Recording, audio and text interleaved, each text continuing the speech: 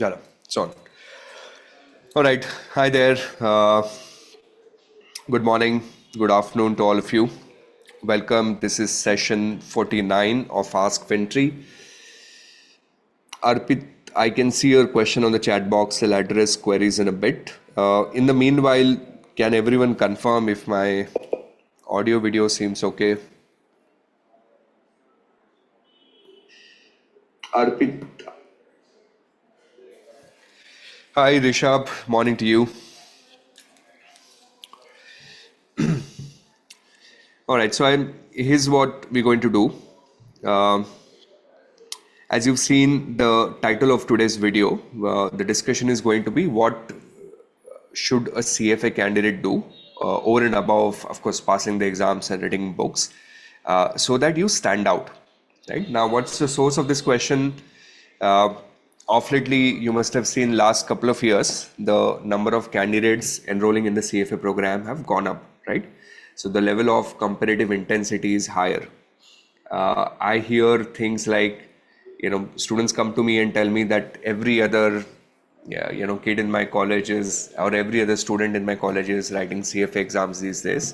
So, what should I do so that I stand out in terms of my profile, in terms of my CV, and hopefully finding better opportunities, right? So it's not a structured session. I'll take about 10 minutes and then give you all the ideas and nudges and then you can pick, something out of it, like take a clue and then build on top of it. All right. So, but I want to do this in a timed way. So I'll spend less than 10 minutes to answer this question.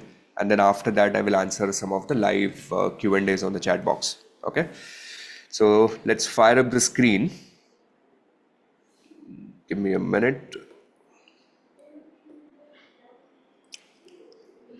Okay. Now my screen should be visible to all of you.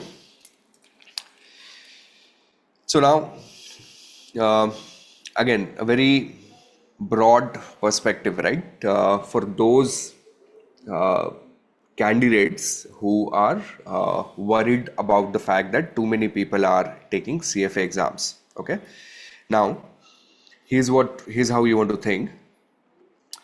Typically, if I take accounting and finance, or just give finance as a very large area of career opportunity. Now, what kind of professional courses do we have in this domain, right? We have primarily MBA, maybe some chartered accountants work in finance, CS, CWS as well. And then we have CFAs, right? And then of course we have a smaller number of FRM and other programs. Now, I've spoken about this before.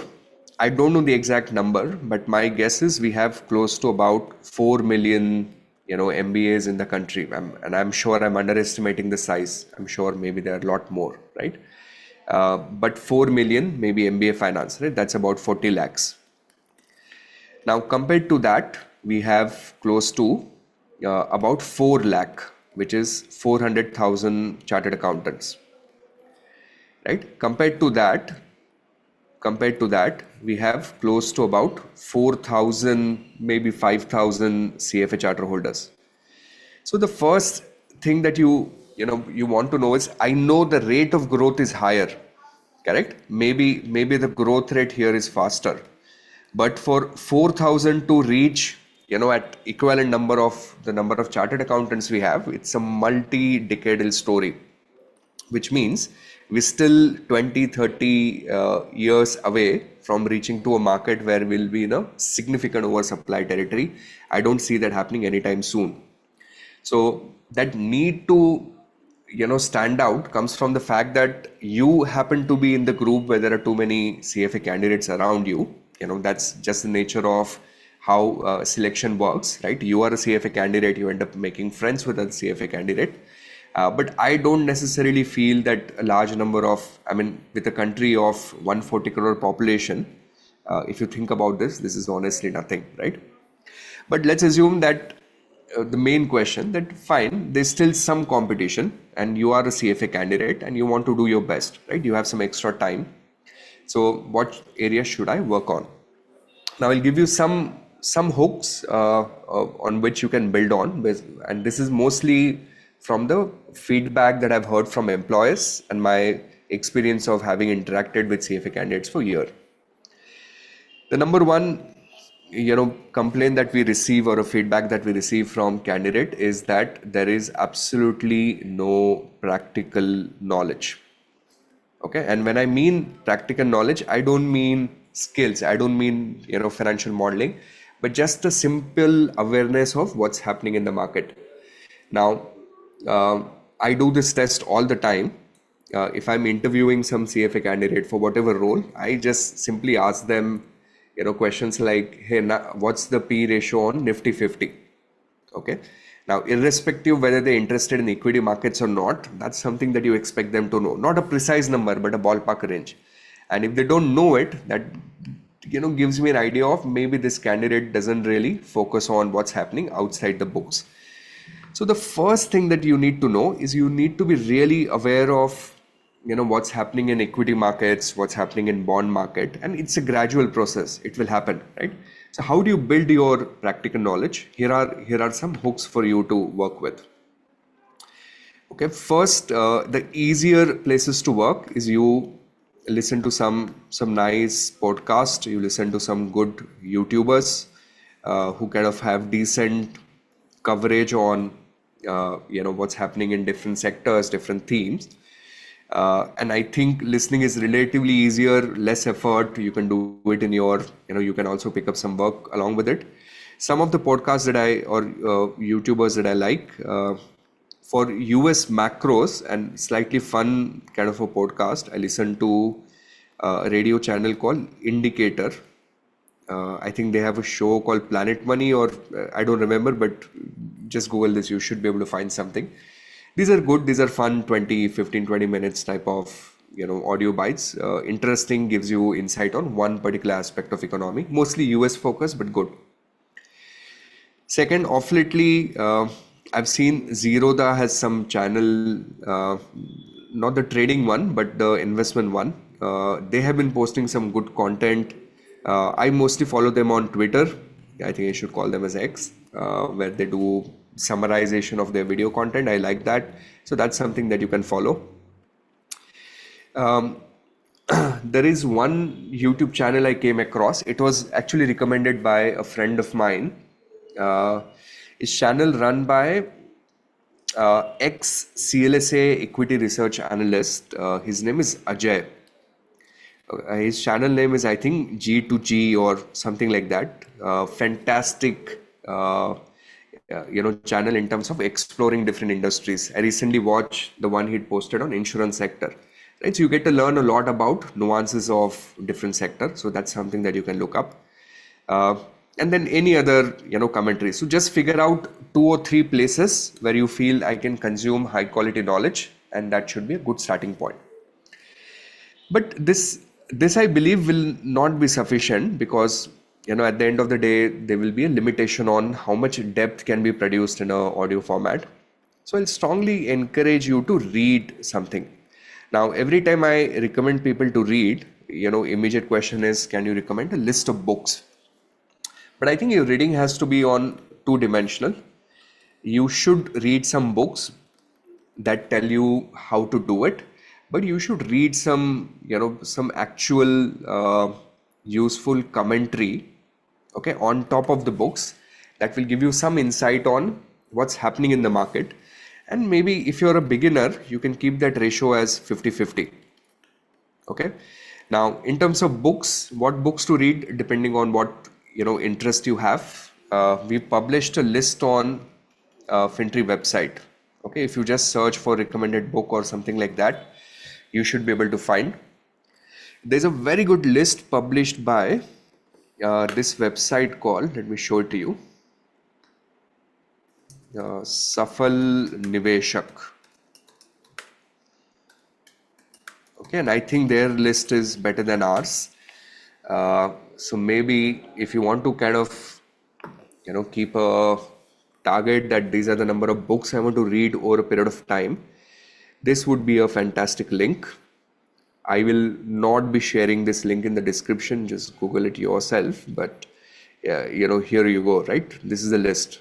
Super text, which are like very famous books. Then some books on Warren Buffett, Charlie Munger, Sanjay Bakshi. These are the books recommended by these guys. Sanjay Bakshi, Accounting, Valuation, Economics, and so on, right? So maybe pick some of these books, read them, and try and picking up different genre of books. Don't keep on reading just one on equity research, right? Read on financial markets history, economics. So read different aspects of finance. That ways you'd enjoy and your reading would be very versatile. So you can take Safal Niveshak books. You can take, FinTree website recommended list, whatever way you're comfortable with. Now, this part I believe is going to be a big differentiator between you and your peers, especially if you start, going for interviews or start having meaningful conversation with your employees. Now, what kind of commentary are we reading it? So you need to know about what's happening in the market in different sectors. Okay. Now, a good sector for you to start with, not the easy one, but something that will give you a perspective of what's happening across the markets, okay, is banking and NBFC. Now, within banking, I would strongly encourage you to read. Within banking, I will strongly encourage you to read HDFC Bank con calls. Okay, this you would get a very holistic perspective on what is really happening across the market. And while you do this, also read their PPT along with it. Let me show you how to access that. Okay, so again, you go to screener.in. I've exhausted my 10 minutes. I'm going to be a little fast now. Go to HDFC Bank, look documents. You would find these notes, PPTs, transcript. If I click on a PPT, it is basically an oversight of what's happening in the business. I think it's probably not uploaded correctly. If I click on the transcript, here you go. This is the earning call transcript, right? So there is a lots and lots to learn from HDFC Bank, because they give very beautiful view on what's happening in economy in different sectors. In NBFC, I've off lately started reading Arman Finance con calls. I think these guys are also phenomenal in terms of the type of insights they provide within the lending space in India. And the idea is if you study banks and lending entities, you have an overall understanding of what's happening in rural India, urban India, and so on, right? So this is your Arman Financial. Their con calls are really, really good quality. So you can also read some of them just to get a perspective on what's happening across the NBFC space. Now this you make as a regular routine. See, these documents are released once in a quarter, right? So your effort is basically a few hours every quarter, not a big deal. Apart from this, you pick one or two sectors of your choice. Okay, now whatever that sector could be, it could be pharmaceutical, it could be cement, construction, infra, whatever that excites you, new age businesses, internet businesses. Try not do very complex spaces like pharma or chemical unless you have a background. Okay, but let's assume you've chosen that you probably want to study, I don't know, let's say footwear, okay, or consumer discretionary, or let's say even automobiles for that matter. Pick whatever sector. Let me pick retail here. Okay, and then what I'll do is, if I'm going to work on retail, then I will go and find out my first company that I want to work with, let's say Trent. Okay. Now for Trent, I will study as much information as I can with, whatever documentation is made available with the company. And then this is the list of peers. Okay. So we have Vedant Fashion, which is called Manyavars. Then I will go and read, all the transcripts, and then whatever peers, right? Let's say Aditya Birla Fashion, Arvind Fashion, whatever documents are available, I'll read them. So take one or two sectors and then dig really, really deep. Now, why should you do that? So that next time you go for some interview and you have meaningful conversation. And mind you, I'm not talking about just equity research interviews. This knowledge will come in very useful, whether you're trying for mergers, corporate development role, you're looking for banking roles, credit roles. This type of business knowledge is useful across the board. So take one sector and then pick 5 to 6 companies and make sure you read about them every quarter or as much as you can, right? And once you feel that, okay, I've mastered this sector, you add one more sector. Okay, so this combination of reading some books just to build broader perspective and reading con calls, presentations of companies, I think this will give you a really good framework of looking at the markets. Okay, so podcast, YouTubers, and read. That this is roughly how you want to get some practical insights. The third thing that I'll recommend is you try some internships if you can. And I've always said this, that you learn a lot by doing things rather than learning things. Okay. If you already have a full-time job or you're a full-time student, try to convince someone, find someone and tell them I'll do this project for you. Okay. For example, let's say your schedule does not have the bandwidth for you to run a full-time internship. Maybe you're a university student. Just call up all the wealth managers in your area and check with them if you can go and do cold calling for them over weekends, right? You'd at least get to learn something. You learn with that interaction. So either try for some internships or some projects. This will come in very, very handy. Finally, in terms of skill building, so let me just create 2. In terms of what additional skills you need, okay, the number one skill that this industry demands is your financial modeling knowledge. Okay, now irrespective of what domain of finance you work in, there's a good chance you'll have to do something with financial modeling. Financial modeling is 10% learning Excel, which is kind of assume that you're good at Excel, and if you're not, you should start working on it. But it's 90% about how good you are in reading business situations, right? Because at the end of the day, modeling is about forecasting future, and this point gets neatly interlinked with what we discussed here, right? Which you're going to read con calls of different sectors. That will automatically give you understanding of reading businesses with time, right? So learn financial modeling properly, practice financial modeling. Maybe every time you read con call, you feel I like this company, try and build a 3-statement model, right? Basic model. Maybe do it on a piece of paper, back of the envelope, but get into habit of that. And then technical skills. If you're more interested on the quant side, I think having some knowledge of Python would be very helpful. We've seen employers demand understanding of basic SQL. So maybe that's something you can look at. If you're looking at venturing into, more of a, planning FPA type of roles, then Power BI and Tableau. These are the 2 tools you can consider learning. But that's roughly your, scope in terms of where you want to go as a CFA candidate. And hopefully this gives you some hooks to kind of, jump on it and start working on your additional skills. All right, so I've done enough talking. Now let me take some questions. I'll take 4 or 5 questions today on the chat box. So please start posting questions now. Trying to open the YouTube chat box here. All right, here we go. JC, thank you very much. Stock of knowledge. What are macro-wide economic parameters we should track? Gold rate in USD, unemployment rate in India. Sure. Stock of knowledge actually is asked a very interesting question. I'll take a few minutes and try and answer them as well as I can, for which I will need my screen again. Okay.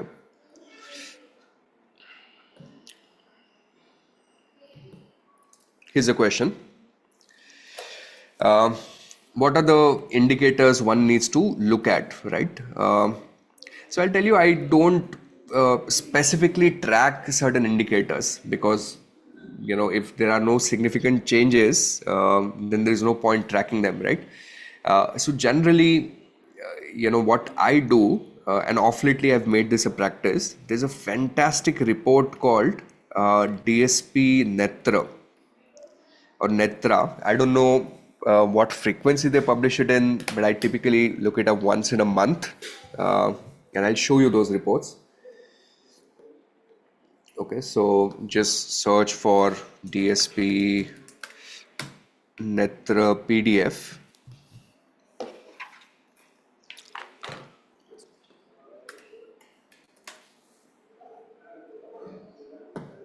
I can see I can see a March document, but I've read the subsequent one as well.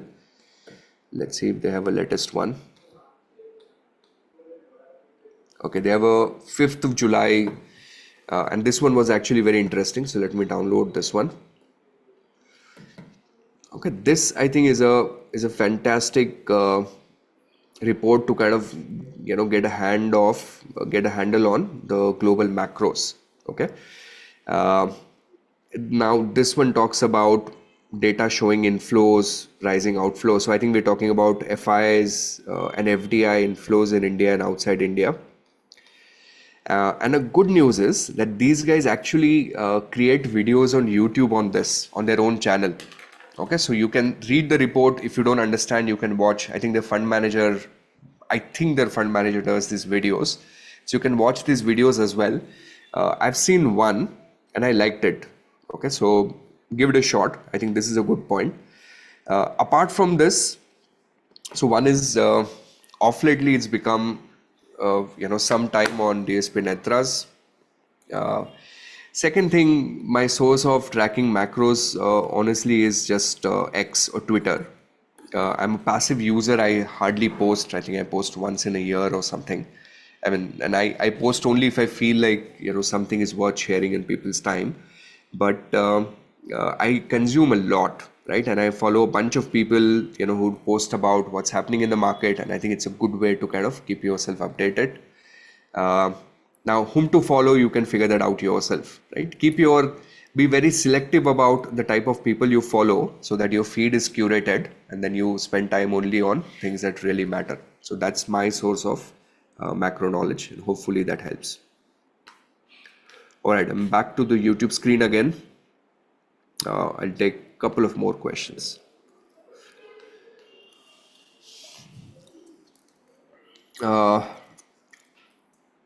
Upcoming FinTree financial modeling course, is there any plans to conduct live financial modeling? There is something being planned, Ahmed. Right now we're working on a very equity research oriented program, but the launch date is still at least a month away. So I'll let you know whenever we're ready.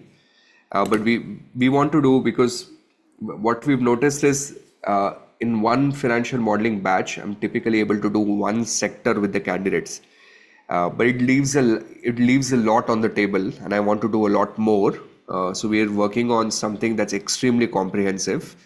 Probably will cover different sectors, but also cover a lot of valuation thinking and case study exercises. All right, that's my next 10 minutes. So I'll let you know whenever we're ready. I have time for one last question. Let's see which one. Request all of you to post your queries now. So I'll pick one and try and answer one out of it. Pranav says there is a screener AI, which is very helpful, time saver. Yes, it is, Pranav. I think every time you run a query, it charges you 20-30 rupees. But it actually reads through the documents and finds you all the information. So I agree with you. It's a very, very useful tool to kind of do research on. All right. So maybe let's have a quick last 2-minute conversation for August candidates, since I'm getting a lot of those questions. So let's do August, and then we'll wrap up the session. August candidates, how many days left for the exams now? I'm guessing about 30. So let's do last 30-day, some sort of a strategy for August. Okay, now assumption here is that you've completed most of your syllabus, right? So your syllabus coverage is 95% plus. That means you haven't left any chapters or anything. If you're less than that, then maybe right now time to focus on just completing the syllabus. But assuming that's done. Now, what do we want to do on last 30 days, right? Very simple. We just have to focus on two things. Number one, we want to practice and practice as much as we can, as much variety as we can. And second, we want to build a very strong recall, right? That means we have to have some sort of a review protocol or revision protocol. That's roughly, the two aspects we have to work on, nothing else, right? Now, how would you work on the revision or the review protocol? So it's a two-step process. Number one, if you have access to my crash course, which I'm assuming most of you have, then go through the crash course once, both level 1, level 2, in fact level 3 now. These days I'm recording the PM crash course, everything else is ready. We put in a lot of effort, and you notice that even though it's called crash course, it's fairly comprehensive. We kind of touch base on all the important concepts, including theory. So spend some time on crash course, and after this, just spend daily time, some time every day with your juice notes or revision material. Now, those of you who do not have access to FinTree material, instead of crash course, maybe figure out some revision material that you might have made for yourself, and then revise through your own notes, right? So just adapt the schedule to your own requirement, but crash course and daily juice notes, right? That's simple, two-step process. Now, how much daily time? So about 20% of your time of study which is available. So if you're putting in 4 hours every day, then maybe close to an hour or a little less than an hour you can spend on the revision, right? Juice notes. Now, how do you practice? So my recommendation is, in this window, you should do all the CFA curriculum blue boxes twice. Once you do all of them, when you do solve them for the first time, you kind of highlight the ones that you found difficult, right? Maybe a star rating, and then revise the star rated blue boxes one more time. You should do EOC's CFA curriculum end of the chapter 2 times. Again, the same drill. Solve all of them the first time, highlight the ones you got wrong, only solve the wrong ones the second time. Third, you should solve learning ecosystem twice. Okay, so now remember, learning ecosystem actually includes these 2 questions, right? CFA portal, but the incremental ones. Now, when I say twice, once I recommend that you do them vertically, and once you do them horizontally. Now, what do I mean by this? Vertically means one subject at a time. So you take FRA, you finish all of FRA, right? Horizontally means 5 questions of FRA, and then 5 questions of quant, and 5 questions of fixed income. So mix and match, which is how your actual exams are going to be. And then finally, very important, that you should be taking at least 7 to 9 mock exams. FinTree portal has 7 of them. 2 mocks are provided by CFA Institute. That's a good enough framework. Way to sequence it would be like this. Finish the crash course first. Take 1 mock exam. Okay. And maybe let's assume you don't score well in 2 subjects. Then on those 2 subjects, you do these questions. Blue boxes, EOCs, learning ecosystem. Then you write the second mock. Okay, and maybe again you struggle with 2 different subjects, right? Or the subjects that you feel you're scoring the lowest, and again do these questions, and then go to the third mock and just keep on practicing. The more you practice, the better you're going to be as you approach the exams. Now, some psychological hooks for you before I let you go for today. Everyone who's taking level 2 exam, level 1 exam, level 3 exam in August 2025 is nervous at the moment, right? So you get up in the morning and you feel like, oh my God, I'm not going to be able to do it. My syllabus is not over. I'm not confident. I'm scoring low on mocks. Whatever you're feeling now is what every other CFA candidate is feeling, right? That's a given.